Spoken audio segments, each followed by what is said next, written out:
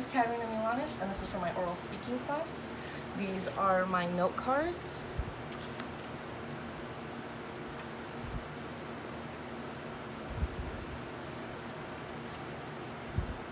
This is my audience. Alright, could you imagine waking up one day to hearing that NASA has found life in our universe?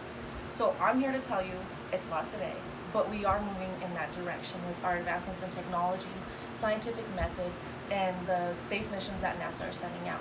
More specifically, the Kepler mission. The Kepler mission was a success not only because of its mission, but because the mission adjustments, the information it gathered, and its impact on missions after it. So with this speech, I not only want to shine light on the Kepler mission's accomplishments, but also the accomplishments of NASA and its scientists in this aspect. This speech was highly derived from NASA, other space organization groups, and a Yale-led astronomers group. From their interviews, data reports, and articles that they published about the Kepler mission and everything that comes with it. So to start, I'm going to explain the original Kepler mission, which was to go out into space, look at the constellation Cygnus, and monitor the stars looking for exoplanets in the habitable zone like Earth. So habitable zone is the range in which a planet is to its sun or its host star, in which is a livable range where we're at. It's also known as the Goldilocks zone. Now, an exoplanet is just a planet that orbits a sun like us. The reason that this is important is because within this livable range, water is able to be on the surfaces and in the planet in a way that it could sustain life. Water is the biggest indicator for life, which is important, especially when it comes to life hunting missions. So this telescope was to watch over 100,000 stars looking for these exoplanets. And the way that it did this is the telescope measured the lights coming from all of these stars and measured the dimming that was coming from the star. So when us or any other planet in our solar system passes over our sun, we are blocking some of the light coming from the view in which you're looking at it. So with that light reference, we can see how big a planet is, how long their year is, and if it actually really is a planet. And it's an amazing process. So this Kepler mission launched in March of 2009. And in its first couple of years, it discovered more planets than we have in our entire history combined. So after a little bit of this mission in space, doing its thing, it ran into some trouble. Two of its gyroscopes malfunctioned and broke down. Now, gyroscopes are a very important part of their navigation system to keep them where they need to be and where they need to be looking at. So the scientists, realizing how much information that they found from this mission, were unwilling to give up on it. And who could blame them?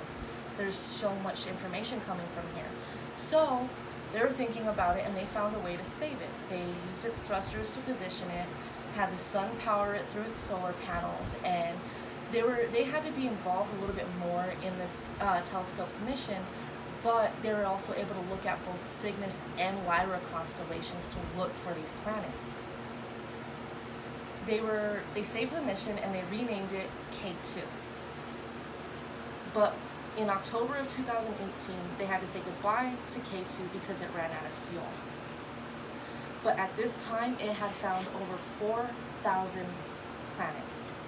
So kind of getting into its discoveries, we guessed and believed about what our solar system was, how planets were in other solar systems, but we never actually knew until the Kepler. So one of the things that the Kepler and K2 mission found was binary star systems, which is regular solar system, but they have two stars instead. So Star Wars got that one. We can give them credit for calling that. But not only that did they find these, but that they were really common. After they went through looking through a lot of their data, they found that a lot of exoplanets were mistaken for that second sun. To get even a little more mind-blowing about these star systems is they actually found a star system that has 4 stars with planets orbiting it. Eat your heart out, Luke. So moving on from that, they also found water worlds closer to the sun than us, but still in that livable range. Don't get me started on that. They found planets that were orbiting so close to the sun they were getting eaten by it. They found also that Earth is on the small end of average planets. They're usually in between Earth and Venus, so kind of a super Earth. Solar systems were clustered. So clustered that they were surrounding their sun and disrupting each other's gravity field. So they're being pulled around the sun and then pulled around each other and then pulled around the next one. It was like a chaotic dance. Crazy. And which is another way that we are different from solar systems in our galaxy, is that we're spread out and we only have one sun. So we're not the model for the rest of the solar systems in our galaxy. So after we kept looking through all of this data and learning that we didn't know so much about our universe and solar systems around us, we had no other option but to keep looking. We have observatories, multiple space missions committing to exoplanet hunting, and the means and motivation to continue the search and find life one day. So, as I mentioned before, the observatories, they're spread out, assisting in these exoplanet hunting missions. They give another view. They can give assisted views on what they've already found.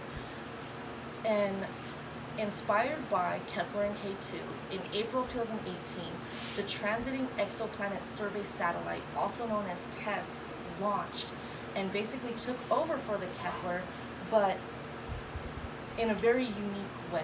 It was set up to look at the sky in a near all sky view.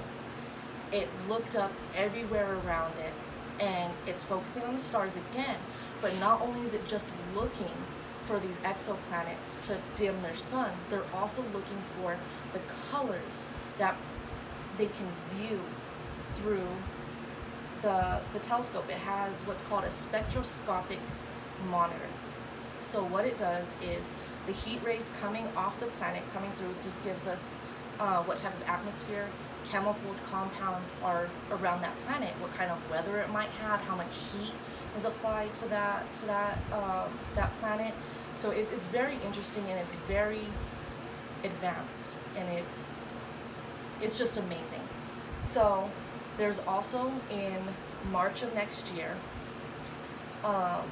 March of 2021, we're going to be launching the James Webb Telescope, which is going to assist the TESS with more specific characteristics about the planet other than the chemical composition in its atmosphere.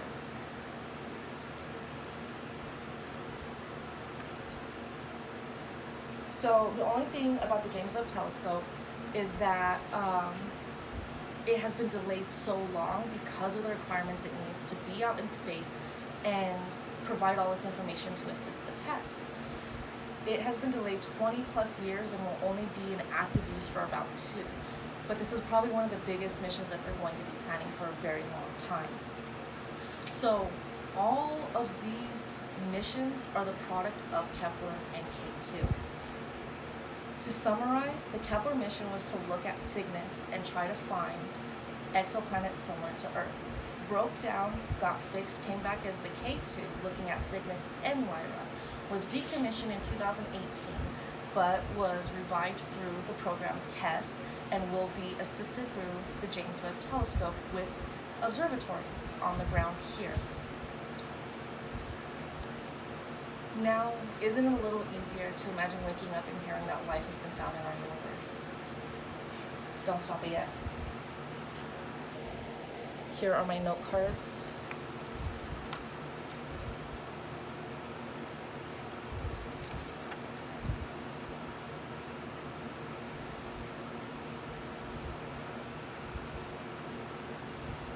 Thank you. She did great.